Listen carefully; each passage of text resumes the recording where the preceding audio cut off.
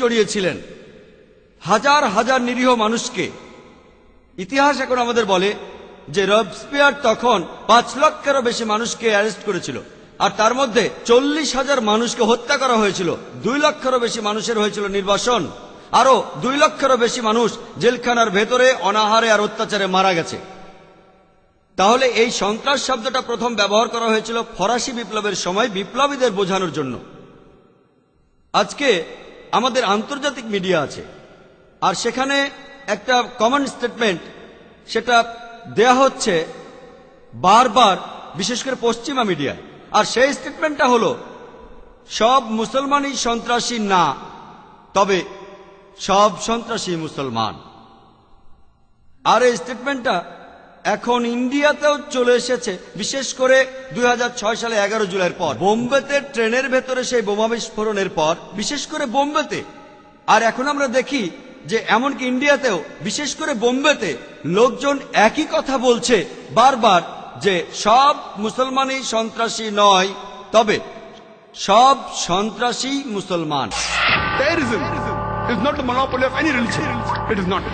আসুন আমরা দেখার চেষ্টা করি যে ইতিহাস আমাদের কি বলে, আর সন্ত্রাসী হামলা নিয়ে পৃথিবীর ইতিহাসে যে রেকর্ডগুলো আছে সেগুলো আমাদের কি বলে। এখন আমরা রেকর্ডগুলো দেখি। 19বিংশ শতাব্দীতে আমরা এমন কোন সন্ত্রাসী হামলা খুঁজে পাই না যেটা মুসলমানরা করেছে।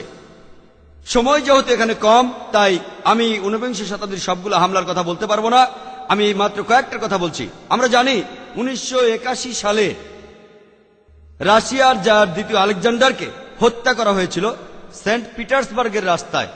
তিনি একটা বুলেট প্রুফ গাড়িতে করে ঘুরছিলেন, তখন এক বোমা বিস্ফোরণে 21 জন নিরীহ পথচারী মারা গেল। তিনি বুলেট প্রুফ গাড়ি থেকে বের হলেন, আরেকটা বোমা ফাটলো, তিনি মারা গেলেন। তাকে কোনো মুসলমান মারেনি, তাকে হত্যা করেছিল ইগনেসি বুলবুস থেকে আসা একজন পোল। সে অমুসলিম ছিল, সে ছিল নৈরাজ্যবাদী।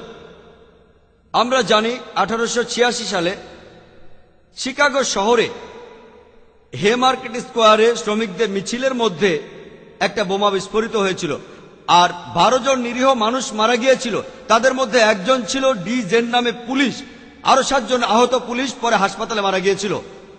এই ঘটনার জন্য যারা দায়ী তারা মুসলমান ছিল না, 8 জন নৈরাজ্যবাদী, সবাই অমুসলিম ছিল। যদি আমরা বিংশ শতাব্দীর সন্ত্রাসী হামলাগুলো ভালো করে দেখার চেষ্টা করি, আমরা জানি ইতিহাস আমাদের বলে যে 1901 সালের 6 সেপ্টেম্বরে সে সময়ে আমেরিকার প্রেসিডেন্ট উইলিয়াম ম্যাকিনলি তাকে লিওন নামে একজন নৈরাজ্যবাদী হত্যা করেছিল। লিওন তাকে 2 বার গুলি করেছিল, সে অমুসলিম ছিল। আর 1910 সালের 1 অক্টোবরে একটা বোমা বিস্ফোরিত হয়েছিল, আর সেটা হয়েছিল লস অ্যাঞ্জেলেসে টাইম নিউজ পেপার বিল্ডিং এ। এখানে 21 জন নিরীহ মানুষ মারা গিয়েছিল।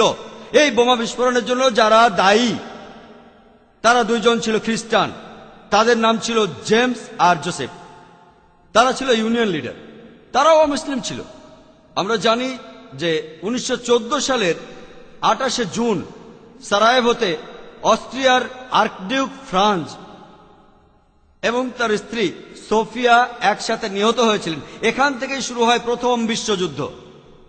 আর এই হত্যাকাণ্ডের জন্য যে লোকগুলো দায়ী ছিল তাদের দলের নাম ছিল ইয়াং বসনিয়া, আর তাদের বেশিরভাগই ছিল সার্বিয়ান, তারাও অমুসলিম ছিল। ইতিহাস থেকে আমরা জানতে পারি যে 1925 সালের 16 এপ্রিল হয়েছিল একটা বোমা বিস্ফোরণ। ঘটনা ঘটেছিল বুলগেরিয়ার রাজধানী সোফায়ার সেন্ট ন্যাডিলিয়া চার্চে। এখানে 150 জনেরও বেশি নিরীহ মানুষ মারা গিয়েছিল, আহত হয়েছিল 500 জনেরও বেশি। এটা ছিল বুলগেরিয়ার নিজের মাটিতে তখন পর্যন্ত সবচেয়ে বড় সন্ত্রাসী আক্রমণ।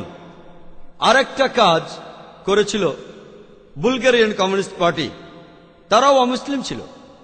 আমরা জানি ইতিহাস আমাদের বলে যে 1934 সালের 9 অক্টোবর যুগোস্লাভিয়ার রাজা প্রথম আলেকজান্ডার তাকে একজন বন্দুকধারী হত্যা করে যার নাম ছিল ভ্লাদা জার্জিভ। সেও একজন অমুসলিম ছিল। প্রথম যে আমেরিকান প্লেনটা হাইজ্যাক করা হয় সেটা কোনো মুসলমান করেনি, কাজটা করেছিল ওর্টিজ নামে এক অমুসলিম। সে প্লেনটা হাইজ্যাক করে নিয়ে যায় কিউবায়, আর পরে সেখানে রাজনৈতিক আশ্রয় নেয়।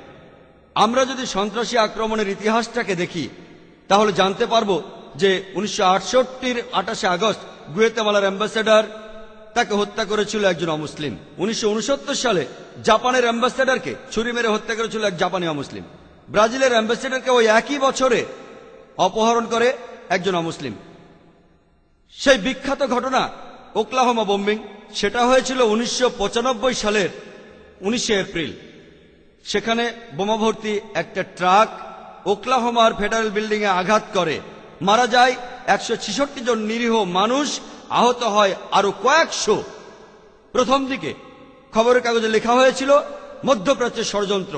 দিনের পর দিন, কয়েকদিন পরে জানা গেল যে কাজটা দুজন ডানপন্থী দলের সমর্থকের, খ্রিস্টান। তাদের নাম তিমোথি আর টেরি। এরাই ওকলাহোমার ফেডারেল বিল্ডিং এ বোমা বিস্ফোরণটার জন্য দায়ী। তবে খবরটা যখন আসলো, কয়েকদিন কাগজে থাকলো, তারপর হাওয়া। তার আগে দিনের পর দিন মধ্যপ্রাচ্য ষড়যন্ত্র, মধ্যপ্রাচ্য ষড়যন্ত্র। দ্বিতীয় বিশ্বযুদ্ধের পর 1941 সাল থেকে 1948 সাল পর্যন্ত এই 8 বছরের মধ্যে 259টি সন্ত্রাসী আক্রমণ চালিয়েছে শুধুমাত্র ইহুদি সন্ত্রাসীরা। অনেকগুলো দল আছে, ইরগুন, ইস্টার্ন গ্যাং, হ্যাগানা। আর আমরা জানি কিং ডেভিড হোটেলের সেই বিস্ফোরণটার কথা। ঘটনাটা ঘটেছিল 1946 সালের 22 জুলাই। বিস্ফোরণটা ঘটিয়েছিল ইরগুন, নেতৃত্বে ছিলেন মেনাকেন বেগান। এখানে 91 জন নিরীহ মানুষ মারা গিয়েছিল। তার মধ্যে 28 জন ছিল ব্রিটিশ, 41 জন আরব, 7 জন ইহুদি, এছাড়া আরো ছিল 5 জন। এই ইরগুন গ্রুপ আরবদের মতো পোশাক পরেছিল যাতে লোকজন মনে করে আরবরা এই ঘটনা ঘটিয়েছে। এটার জন্য দায়ী ছিলেন মেনাকেন বেগান। আর এটা ছিল ব্রিটিশ ম্যান্ডেটের বিরুদ্ধে ইতিহাসের সবচেয়ে বড় আক্রমণ। এখানে 91 জন মারা যায়। আর সেই সময়টাতে মেনাকেন বেগান তাকে 1 নম্বর সন্ত্রাসী বলে অভিহিত করেছে খোদ ব্রিটিশ সরকার। পরবর্তীতে কয়েক বছর পরে তিনি হলেন ইসরায়েলের প্রধানমন্ত্রী। আর তার আরো কিছুদিন পরেই তিনি শান্তিতে নোবেল প্রাইজ পেলেন। চিন্তা করেন, যে মানুষটা খুনি, যে মানুষটা খুন করেছে হাজার হাজার নিরীহ মানুষকে, সে প্রধানমন্ত্রী হয় ইসরায়েলের, আর কয়েকদিন পরে নোবেল প্রাইজ পায় শান্তিতে। আর তখন এই সন্ত্রাসী দলগুলি যেমন ইস্টার্ন গ্যাং, ইরগুন, হ্যাগানা, এই সব দলগুলি আর নেতারা যেমন Isaac Rabin, মেনাকেম began, Ariel Sharon, এরা সবাই পরে ইসরায়েলের প্রধানমন্ত্রী অথবা উচ্চপদস্থ কর্মকর্তা হয়েছিলেন। আর এরা সবাই যুদ্ধ করেছিল একটা ইহুদি রাষ্ট্রের জন্য। যদি পৃথিবীর ম্যাপটা দেখেন, 1945 সালের আগে ইসরায়েল নামে কোনো দেশ ছিল না। ইসরায়েল দেশটাই ছিল না। এই ইহুদি দলগুলি, এই দলগুলিকে সন্ত্রাসী বলে ডাকতো ব্রিটিশরা। তারা একটা ইহুদি রাষ্ট্রের জন্য লড়ছিল। পরে তারা শক্তি দিয়ে ইসরায়েল দখল করে আর প্যালেস্টাইনিদের তাড়িয়ে দেয়। এখন এই লোকগুলি প্যালেস্টাইনের লোকদের বলছে, যাদের দাবিটা আরো জোরালো, তাদের দেশ ফেরত চায়। এখন তাদেরকে সন্ত্রাসী বলে ডাকছে ইসরায়েলিরাই। চিন্তা করেন, হিটলার 60 লক্ষ ইহুদি মেরেছিলেন। তিনি ইহুদিদের বের করে দিয়েছিলেন। তারা প্যালেস্টাইনে যাবে কেন? প্যালেস্টাইনিরা তাদের জ্ঞাতি ভাইদের আমন্ত্রণ জানিয়েছিল। তারা যদি কোনো দেশ চায় তাহলে জার্মানিতে ফিরে যাওয়া উচিত, ইউরোপে যাওয়া উচিত। চিন্তা করেন, প্যালেস্টাইনিরা তাদের স্বাগতম জানিয়েছিল। ধরেন আপনার বাসায় একজন মেহমান আসলো, অচেনা সেই লোককে আপনি বাসায় থাকতে দিলেন, আর কিছুদিন পর সে আপনাকে বাসা থেকে বের করে দিল। আপনি দরজার সামনে বলতে থাকলেন, আমার ঘর ফেরত চাই, ফেরত দেন। লোকে আপনাকে বলবে সন্ত্রাসী। ঠিক এই ঘটনাই ঘটেছে। আজকে এই প্যালেস্টাইনিদের সন্ত্রাসী বলা হচ্ছে কেন? তারা তাদের দেশ ফেরত চায়। আর এখন পৃথিবীর মানুষ, বিশেষ করে উন্নত দেশগুলির মানুষ, তারা নির্বিকারভাবে এই অন্যায় মেনে নিচ্ছে। আমরা জানি যে জার্মানিতে ইতিহাস আমাদের বলে 1968 থেকে 1992 সাল পর্যন্ত রাডার মেইন হফ গ্যাং তারা অনেক নিরীহ মানুষকে হত্যা করেছিল। ইটালিতে ইতিহাস থেকে আমরা জানতে পারি রেগ ব্রিগেডের কথা, তারাও অনেক নিরীহ মানুষকে হত্যা করেছে। এমনকি 1978 সালে তারা অপহরণ করে ইটালির প্রধানমন্ত্রী অ্যালডো মোরাকে, আর 55 দিন পর তাকে হত্যা করে। আরো যদি দেখেন এরকম দল, এরকম সন্ত্রাসী দল এমনকি জাপানেও আছে, দ্য জাপানিজ রেড আর্মি। তারা একটা বৌদ্ধ কাল্ট, ওম সিনরিকিও বৌদ্ধ কাল্ট।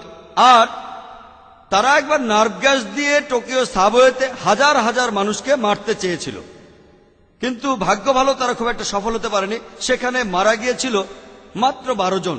তবে 5700 জনেরও বেশি নিরীহ মানুষ এই ঘটনায় নার্ভ গ্যাসের কারণে আহত হয়েছিল। এরা সবাই বৌদ্ধ।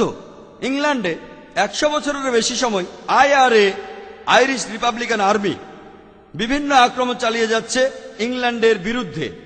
এরা সবাই ক্যাথলিক, তবে তাদের ক্যাথলিক সন্ত্রাসী বলা হয় না, তাদের বলা হয় IRA।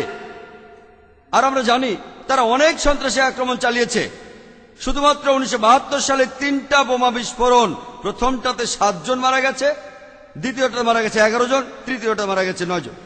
1974 সালে 2টো বিস্ফোরণ ঘটিয়েছে তারা গিলবার্ট বারে। তারা 5 জন নিরীহ মানুষকে হত্যা করেছে, আহত হয়েছে 44 জন। বার্মিংহাম বারে 21 জন নিরীহ মানুষ এই বিস্ফোরণে মারা যায় আর 182 জন আহত হয়। সময় কম, তাই আমি সবগুলো আক্রমণের কথা বলতে পারছি না, সামান্য কয়েকটা বলছি, মাত্র কয়েকটার কথা। 1996 সালে তারা লন্ডনে একটা বোমা ফাটায়, সেখানে 2 জন মারা যায়, আহত হয় 100 জনেরও বেশি। এরপর 1996 সালে IRA বোমা ফাটায় ম্যানচেস্টার শপিং সেন্টারে, সেখানে আহত হয় 206 জন। 1998 সালে ব্যামব্রিজ বোমা বিস্ফোরণ, সেখানে 500 পাউন্ড ওজনের একটা বোমা ছিল একটা গাড়িতে, সেখানে 35 জন নিরীহ মানুষ আহত হয়েছিল। সেই একই বছরে ইতিহাস থেকে আমরা জানতে পারি ওম্যাগ বোমা বিস্ফোরণের কথা। 500 পাউন্ড ওজনের একটা বোমা ছিল একটা গাড়িতে আর 29 জন নিরীহ মানুষ মারা গিয়েছিল, আহত হয়েছিল 330 জন। আর এই রেকর্ডগুলো লিখেছে অমুসলিমরাই, এগুলো কোনো মুসলমান লেখেনি। সব রেকর্ডই অমুসলিম সোর্স থেকে, অ্যামনেস্টি, BBC। ইন্টারনেটে গিয়ে আপনিও চেক করে দেখতে পারেন। তবে প্রায় দেখা যায় যখন সংখ্যাটা বেশি তখন কিছুটা হেরফের হয়। যেমন আজকে জানলাম কতজন মারা গেছে, 296 জন, আরেকটা 94 জন, আরেকটা 93 জন, তাই আমি বললাম 290 জনেরও বেশি। যদি সংখ্যাটা অনেক বেশি হয় তখন কিছুটা কম বেশি বলা হয়, সংখ্যাটা কম হলে এটা হয় না। এ সবকিছু অমুসলিমদের লেখা। 2001 সালে IRA বোমা ফাটালো BBCতে, কিন্তু IRA কে কখনোই ক্যাথলিক সন্ত্রাসী বলে ডাকা হয় না। আজকে ইংল্যান্ডের সরকার খুব বেশি ভয় পাচ্ছে মুসলমান সন্ত্রাসীদের। আমি ঠিক জানি না এ পর্যন্ত ব্রিটিশ সরকারের ইতিহাসে কতগুলো বিস্ফোরণের ব্যাপারে তারা নিশ্চিত যে মুসলমানরা এগুলো করেছে।